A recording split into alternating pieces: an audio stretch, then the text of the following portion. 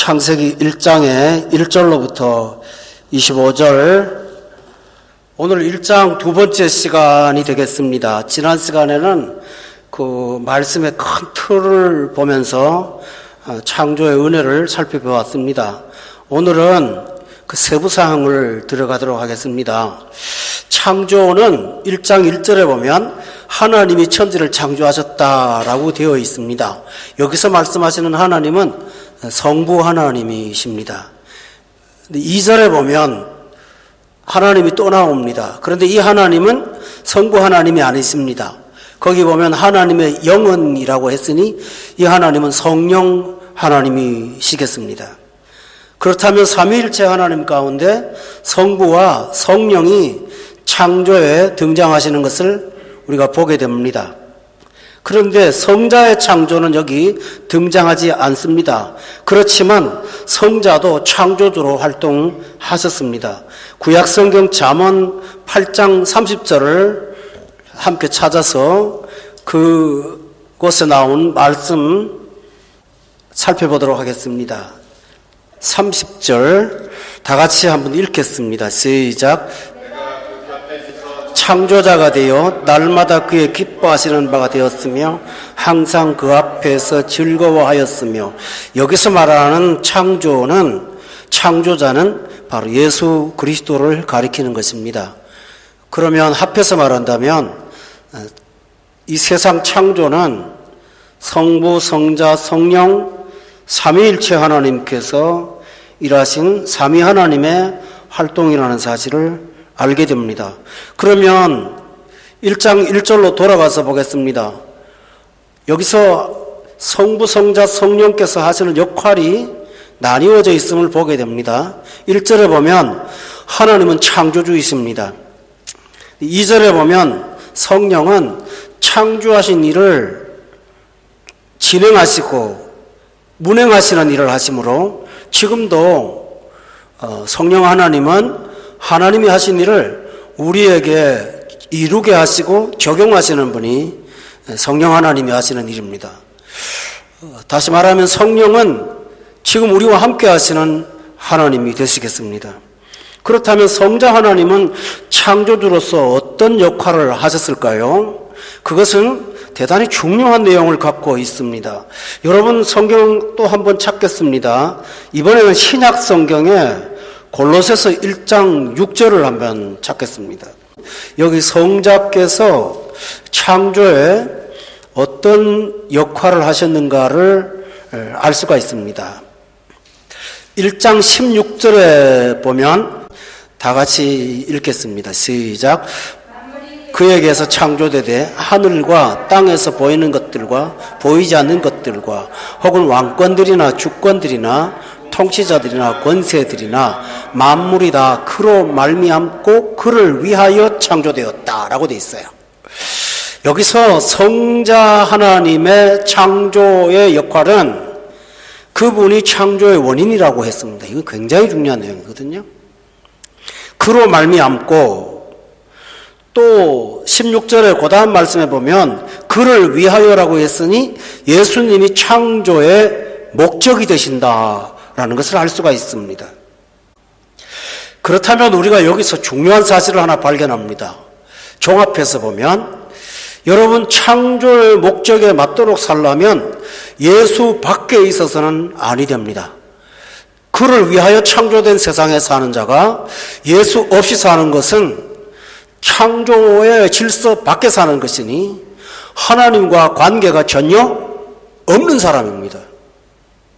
우리가 십자가의 은혜를 통해서 구원받아야 되는 죄인임에 불명하지만 피조물로서도 우리는 예수님을 떠나서 살 수가 없는 존재라는 사실을 창세기 1장 1절부터 선포하고 있습니다. 그래서 바울 서신에 보면 굉장히 많이 반복되는 단어가 뭔지 아세요? 그리스도 예수 안에서라는. 그래서 고린도후서 5장 17절에 보면 누구든지 그리스도 안에 있으면 새로운 피조물이다. 여기서 바로 창조와 관련된 말을 하고 있죠. 그리스도 안에 있으면 정말 창조물이다. 새로운 피조물이다. 이전 것은 지나갔으니 보라 새 것이 되었도다. 그렇다면 이 세상 모든 인류는 예수 밖에 있어서는 절대로 안 된다는 사실을 우리가 1장을 통해서 발견합니다. 돌아가겠습니다. 1장으로. 두 번째 창조의 특성은 1장 3절에 보면 빛의 창조입니다. 하나님이 빛이 있으라 하셨으니 빛이 있었다고 되어 있습니다. 그런데 여러분도 아시겠지만 1장 14절에 보면 네 번째 날에 하나님 만드신 것들은 빛을 밝히는 해와 달과 별들입니다. 그러면 이런 해와 달과 별이 없이도 빛이 먼저 있었다는 사실을 우리가 금방 알 수가 있습니다. 그러면 3절에 나오는 빛은 무엇이고 14절에 나오는 빛은 어떤 차이가 있을까요? 3절에 나오는 빛은 빛의 원인입니다. 이 빛은 눈에 보일 수도 있고 안 보일 수도 있습니다. 어떤 과학자는 빛의 에너지라고 표현을 했더군요. 이 빛 자체가 원인입니다. 실체는 눈에 보이지 않지만 하나님은 빛을 창조하시고 그 빛을 다른 빛이라고 설명하고 있습니다. 고린도후서 4장 6절을 찾읍시다. 이 구절은 아마 여러분들이 거의 외우다시피 하는 구절일 텐데요. 이 1장 3절에 창세기 1장 3절을 설명하는 아주 중요한 구절이 되겠습니다. 4장 6절에 보면 6절 앞에 보면 여러분 갖고 있는 성경에 기억이라고 붙어 있죠? 그 조그맣게요. 근데 밑에 보면 기억해 놓고 창세기 1장 3절이라는 주석이 달려 있는 것을 볼 수 있을 거예요. 그러니까 이 성경 구절은 창세기 1장 3절과 관련이 있다라는 것을 표기하고 있죠. 그죠? 그런데 여기서 뭐라고 해요? 6절 다 같이 읽겠습니다. 시작. 빛이 빛이라 말씀하셨던 그 하나님께서 예수 그리스도의 얼굴에 있는 하나님의 영광을 아는 빛을 우리 마음에 비추셨느니라 라고 했어요. 그러면 이 빛, 어두운 데서 빛이 빛이라도 말씀하시던 그 하나님이 1장 3절의 동일한 말씀으로 우리에게 역사하신 빛이 있는데 이 빛은 다른 게 아니라 하나님의 영광을 아는 빛이라고 말씀하고 있어요. 그런데 이 빛은 땅에 비추는 것이 아니고 우리 영혼에 비추는, 마음에 비추는 빛이라고 말씀하셨어요. 그렇다면 여러분, 아까 말씀드린 것과 지금을 연결하면 중요한 내용이 나와요. 우리가 이 세상의 창조 목적이 예수로 말미암고 예수님을 위하여잖아요. 그런 예수님께서 당신이 창조의 질서라는 사실을 가르쳐주기 위해서 오셔서 제일 먼저 당신이 하신 일은 요한복음 1장에 나는 세상의 빛이라고 말씀하셨다고요. 그러므로 이 빛은 다시 말하면 어떤 물질적인 빛보다는 예수 믿고 나서 예수님을 통해서 이 빛이 내 마음에 들어와야만 온전하게 이 세상 질서를 따라 살 수가 있다는 사실을 가르쳐주는 너무 중요한 원리입니다. 전자의 말씀, 1절의 말씀은 우리 생의 목적이 창조의 목적인 예수님을 위하여가 되어야 되고 또 우리 삶의 지각이나 깨달음은 예수님이라는 빛이 없이는 이 세상을 살아갈 수가 없다고 말씀하여 준 것입니다. 이것은 굉장히 중요한 내용이 되겠습니다. 여러분, 우리도 체험하는 바입니다. 어떨까요? 우리가 예수 믿고 나면요, 달라지는 것 중에 첫째가 뭔지 아세요? 영안이 열리는 거예요. 그래서 그때부터 나가 누군지를 진짜로 알고 세상을 제대로 보고 하나님이 누구신지를 아는 영적 지각을 뜨게 되지요. 이것이 우리에게 얼마나 중요한 사실인지 몰라요. 여러분, 성경 하나 더 찾겠습니다. 에베소서 1장에 보면 이것도 잘 아는 성경 말씀이죠. 그래서 바울은 이런 기도를 했습니다. 에베소서 1장에 보면 17절을 보세요.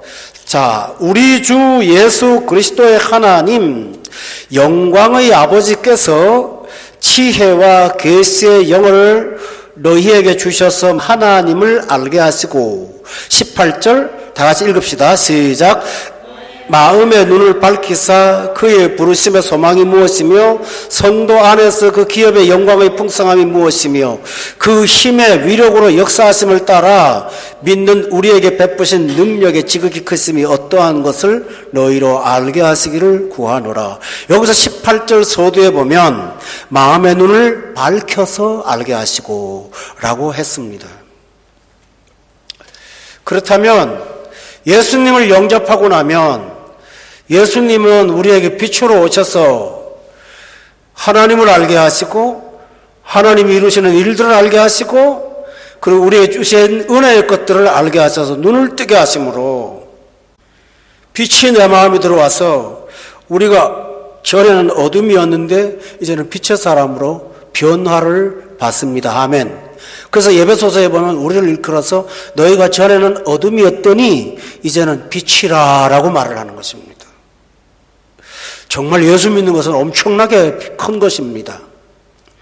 빛이 와서 했던 첫 번째 활동이 있습니다. 창세기 1장으로 돌아가시면 하나님이 빛을 만드시고 가장 먼저 창조해서 하신 일은 빛과 4절에 보니까 어둠을 나누는 일을 하신 것입니다. 어둠을 분리하셨습니다.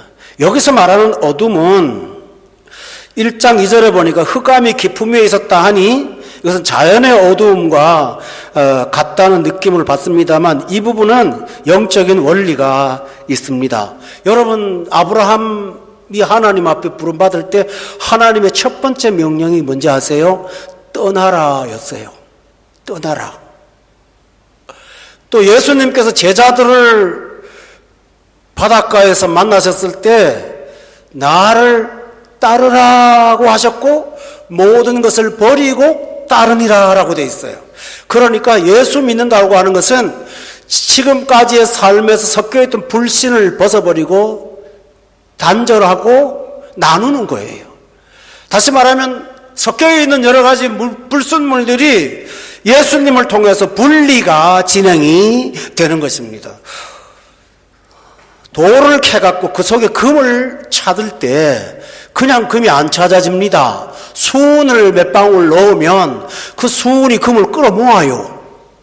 그 수은을 몇 방울 넣어요. 그래서 그 수은으로 물 쳐서 금을 분리해내는 역할이 수은이 하는 역할입니다. 이것처럼 하나님은 빛을 주셔서 우리가 할 수 없는 것들을 분리시켜서 우리를 하나님의 자녀로 옮겨놓으셔서 성경은 이렇게 말합니다. 어둠에서 빛으로, 사망에서 생명으로, 우상에서 하나님으로 여러분은 이렇게 분리된 사람임을 믿으세요. 이것이 창세기에 나오는 위대한 은혜입니다. 네 번째 창세기의 원리는 하나님의 세상은 신비 속에 있다는 사실을 보여줍니다. 본문 6절에 보세요. 하나님이 이르시되 물 가운데 궁창. 여러분 궁창이 뭔지 아세요? 빈 공간을 말합니다. 아무것도 없는 공간. 그래서 8절에 보니까 궁창을 뭐라고 했냐면 하늘이라고 말합니다. 공기가 있고 공간이 있는 하늘입니다. 그런데 여기서 여러분이 조금 관찰을 해야 될 사실은 궁창이 위에 있고 밑에 물이 있는 게 아닙니다. 물 가운데 있고 6절에 보면 물과 물로 궁창을 중간에 두고 나뉘어졌다. 7절에 보니까 궁창 아래의 물과 궁창 위의 물로 나뉘게 하셨다라고 되어 있죠. 여러분은 칠량의 법칙을 잘 압니다. 무게를 아십니다. 무거운 것은 밑으로 가게끔 되어 있고 가벼운 것만 위로 가죠. 그게 법칙 아닙니까? 그런데 하나님의 창조의 질서 가운데는 이 칠량의 법칙이 통하지 않는 것이 있습니다. 그게 뭘까요? 무거운 게 위에 있어요. 그리고 무거운 게 밑에 있어요. 근데 그게 무슨 역할을 하는가 하면요, 물이 위에서 외부로부터는 모든 것을 보호하는 차단막이에요. 노아의 홍수 때 하나님 이런 표현하셨어요. 40일 밤낮으로 비가 오는데요, 하나님이 하늘의 창들을 열었다 이렇게 돼 있어요. 근데 원문 성경에 보면요, 궁창을 열었다 이렇게 돼 있어요. 하늘의 위에 물들을 열었다라는 뜻으로 포함되어 있어요. 그러니까 하나님이 은혜로 보를 막았기 때문에 공간이 존재하는 것이지 질량의 법칙으로 존재하는 게 아닙니다. 다시 말하면 이 세상은 하나님의 은혜의 법칙으로 살고 있다는 사실을 말씀하는 것입니다. 굉장히 중요한 내용이 되겠습니다. 다시 말하면 하나님이 두터운 물의 층으로 보호하십니다. 여러분, 물이 이 세상에서 입자가 가장 조밀한 것 아닙니까? 물보다 더 조밀한 건 없어요. 그러니 물을 뚫을 수 있는 물체는 사실은 존재하지 않습니다. 그러니 하나님께서 얼마나 놀라운 보호를 하시는가라는 것입니다. 우리가 비행기를 타고 높은 창공으로 비행할 때 보면 물이 어디 있습니까? 그냥 가벼운 깃털 같은 구름 아닙니까? 그런데 거기서 소낙비가 오면 정말 사정없이 무거운 물들이 쏟아져 내리죠. 이러한 신비 속에 살고 있다는 사실은 우리가 창조의 세계에서 은혜로 보호받는다는 사실을 보여주는 것입니다. 여러분, 이스라엘 백성들이 광야 생활할 때 하나님의 보호가 하늘 위에 있었죠? 구름, 또요? 불. 근데 그게 중요한 게요, 구름이라고 하지 않고 구름, 기둥. 밑에 뿌리처럼 나무처럼 되었어요. 기둥이 있고 구름이 펼쳐져 있는. 그게 움직이고 있어요. 쉽게 말하면 하나님이 60만 명의 우산 하나를 쓰고 왔고, 우산, 양산 쓰고 다니게 하신 것이 하나님의 은혜입니다. 이거 어떻게 설명할까요? 이것처럼 이 세상은 예수 없이 못 살고 예수님이 주시는 빛이 없이는 눈을 뜰 수도 없고, 그리고 하나님의 은혜 없으면 이 창조의 질서 속에서 한시도 있을 수 없다는 사실을 우리가 깨닫습니다. 이것은 굉장히 중요합니다. 하나님은 오늘 본문을 보세요. 물이 자연 질서가 아닙니다. 보세요. 6절에 보면 물한테 명령하십니다. 나눠라. 9절에 보세요. 하나님 말합니다. 물이 모여라. 나눠라, 모여라. 물한테 명령하십니다. 여러분, 우리는 신약에서 예수님께서 파도를 잔잔케 하시는 기적을 압니다.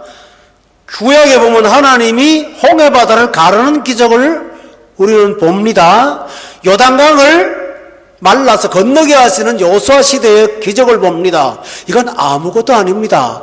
하나님이 온 천하의 물이라고 성경이 말하지 않습니까? 그땐 요단강의 물이고 홍해의 물이지만 여기는 천하의 물을 모여라, 나눠라 명령하실 수 있는 명령권자 있습니다. 이 하나님이 하늘 위에 물들을 다시고 우리를 보호하십니다.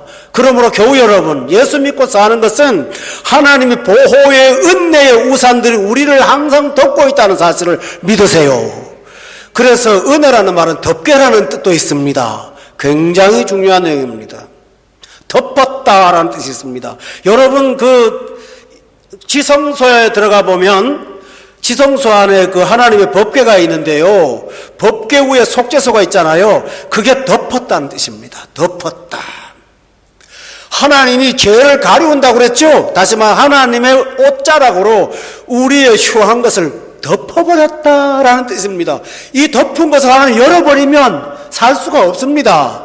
우리가 이 하나님의 은혜에 산다는 것을 창세기를 통해서 보게 되고, 하나님은 그런 세상을 만드셨습니다. 할렐루야. 이게 얼마나 귀한지요. 항상 하나님과 동행하면 이 은혜의 우산이 우리와 함께 한다는 사실을 믿으시기 바랍니다. 또 하나, 5번째로 보면 하나님은 법칙의 은혜로 창조하셨습니다. 11절을 보세요. 여기서 강조점은 땅이 풀과 씨 맺는 채소, 열매 맺는 나무를 강조하시고 있다는 사실입니다.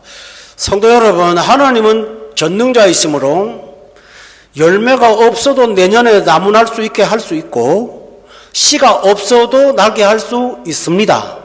저는 믿습니다. 그런데 하나님께서 이런 것들을 만드신 까닭이 뭘까요? 인간의 피조물의 한계 때문입니다. 사람은 눈에 안 보이면 두렵습니다.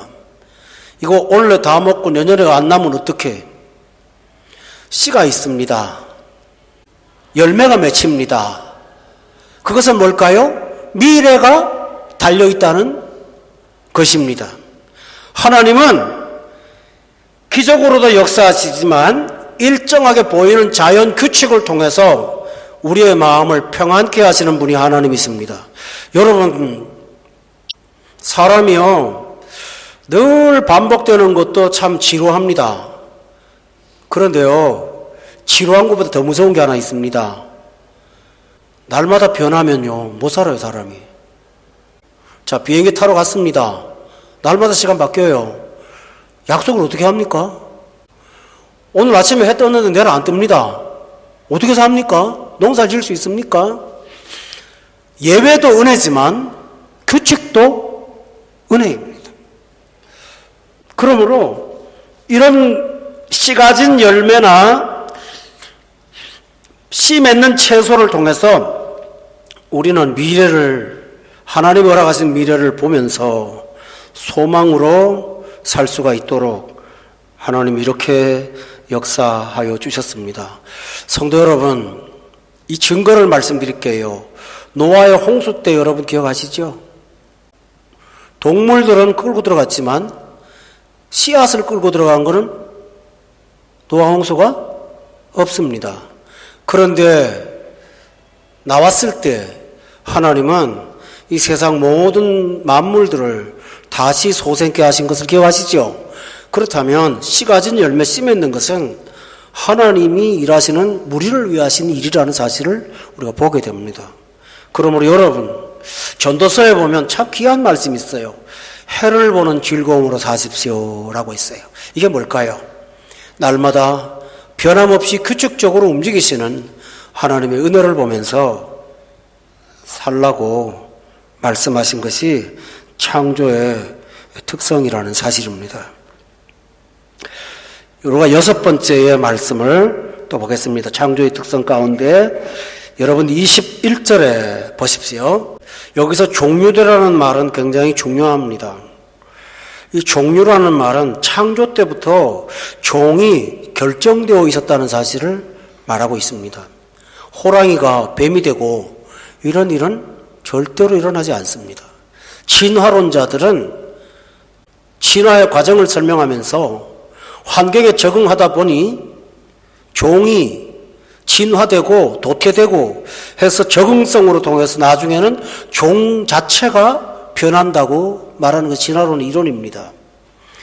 만약에 그렇다면 이 세상에 존재의 정체성이 확정된 게 아무것도 없다는 말이죠. 그렇다면 불교의 원리가 통합니다. 사람이 죽어서 못된 짓 하면 개미 된다면서요. 그게 통하는 거예요. 종이 바뀌는 거죠. 그러나 하나님은 작은 생명체조차도 그 종의 정체성을 확정 지으셨습니다. 왜냐하면 이게 존재의 질서이기 때문입니다. 이건 굉장히 중요합니다. 하나님이 종류대라는 말을 쓰므로 어떤 피조물도 인간의 영역을 침범하지 못하도록 제한하셨습니다. 왠지 아세요? 모든 피조물, 사람을 제외한 피조물은 종류대로 창조됐습니다. 그런데 1장 26절에 보면 사람은 종류대로가 아닙니다. 모양대로입니다.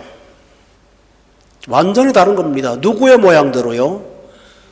하나님의 모양대로 자랐습니다. 그러므로 이 세상 어떤 피조물도 사람하고는 절대로 비교할 수도 없고 사람의 영역을 침범할 수 없습니다. 그래서 하나님은 동물의 우상을 만들어서 섬기는 것을 굉장히 싫어하십니다. 왜 그럴까요? 인간이 스스로 자기를 낮추고 자기를 형편없는 존재로 전락시키기 때문입니다. 하나님이 하나님의 형상을 따라 지은 존재가 짐승을 갖다 놓고 그 앞에 절을 하는 것을 하나님이 어찌 보시겠습니까? 인간은 무상을 섬김으로 스스로 존귀함을 상실하는 것입니다. 그러므로 하나님께서 종류대로라는 말은 인간을 위해서 제한시키셨다라는 사실을 기억하면서 이것이 복이라는 사실을 믿으십시오. 굉장히 큰 은혜입니다. 여러분, 우리는 하나님의 자녀로 지음받았다는 사실, 하나님의 형상 따라 지음받았기에 우리는 하나님의 특별한 은혜 속에 살고 있다는 사실을 항상 기억하면서 존재의 은혜를 기억하며 사시기를 예수 이름으로 축원합니다. 하나 더 말씀을 드리겠습니다. 마지막입니다. 하나님은 창조하시고 방치하지 않으시고 그 존재들이 생존하고 생존이 아니라 생육하고 번성하고 충만까지 할 수 있는 은혜를 부어주십니다. 여러분, 우리가 가정을 꾸렸을 때, 하나님의 손을 잡고 가정을 꾸렸을 때 하나님은 우리 가정의 생육과 번성과 충만을 책임져 주십니다. 그래서 말씀하시죠. 순종하면 1000대까지 복을 받을 것이다. 너의 자녀가 복을 받을 뿐만 아니라 너희 집에는 남종과 여종과 소도 우양도 내가 복 줄 거다 라고 말씀하시므로 하나님의 은혜 안에서 연합된 부부나 모든 삶 속에 하나님은 생육과 번성과 충만의 은혜를 주심을 믿으십시오. 이걸 믿고 살아야 됩니다. 그런데 중요한 사실이 있어요. 30절을 보시면 우리가 왜 이 본문 보기 전에 이 말씀 드릴게요. 우리가 동물의 왕국이나 이런 거 보면 참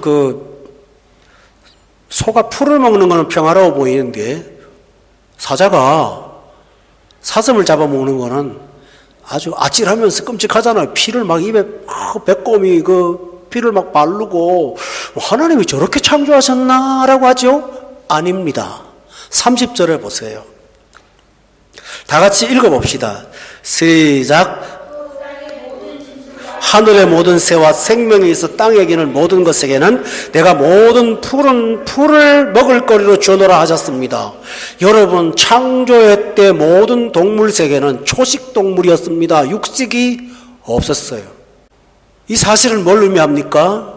어떤 존재를 해치면서 먹이로 삼는 생존 경쟁의 사회를 하나님 만들지 않으셨어요. 여러분, 이 사실은 권 목사의 해석인가요? 라고 하죠. 이사야 11장에 여러분 기억하십니까? 거기 보면 이 말씀 나중에 회복되는 새 나라가 도로 돌아올 거라고 말합니다. 이사야 11장을 찾아보십시오. 7절입니다. 자, 다 같이 한번 읽어보겠습니다. 7절 말씀 시작. 곰이 함께 먹으며 그것들의 새끼가 함께 엎드리며 사자가 소처럼 풀을 먹을 것이며. 이것을 단지 상징으로만 보아야 할까요? 하나님의 창조의 세계는 약육강식, 살육으로 존재하지 않습니다. 은혜로 살면 누군가를 해쳐서 사는 것이 아니라 오히려 다른 사람을 복되게 하며 살 수가 있다는 사실을 믿으세요. 원리가 뭘까요? 5,000명을 보리떡 5개와 물고기 2마리로 먹였습니다. 근데 그 심부름한 사람의 손에 12광주리의 떡이 가득히 남았던 것을 기억하시죠? 하나님은 섬겼는데도 풍성하게 살도록 역사하셨습니다. 이것이 하나님이 하시는 일입니다. 아멘? 이 원리가 순종하고 살 때 우리한테 진행되는 것이다. 다시 말하면 결론을 말씀드리면 우리는 우리의 노력이나 투쟁이 양식이 아니라 하나님의 은혜가 양식이라는 사실입니다. 이 사실을 기억한다면 우리는 어떤 조건이 사라지는 걸 두려워하기보다는 은혜가 식는 것을 오히려 염려해야 될 것입니다. 이것이 하나님의 법칙입니다. 여러분, 성경에 나오는 부자들을 보세요. 미천 갖고 부자 된 사람 아무도 없습니다. 미천 갖고 있을 때 몽땅 털고 시작했습니다. 하나님이. 욥은 부자였습니다. 그러나 몽땅 털고 말년에 다시 하나님 주셨습니다. 이삭은 부모로부터 부요하게 컸습니다. 그렇지만 엄청난 흉년이 와서 모든 거 다 털었는데 그 흉년에 하나님이 주시는 은총으로 부요케 살았습니다.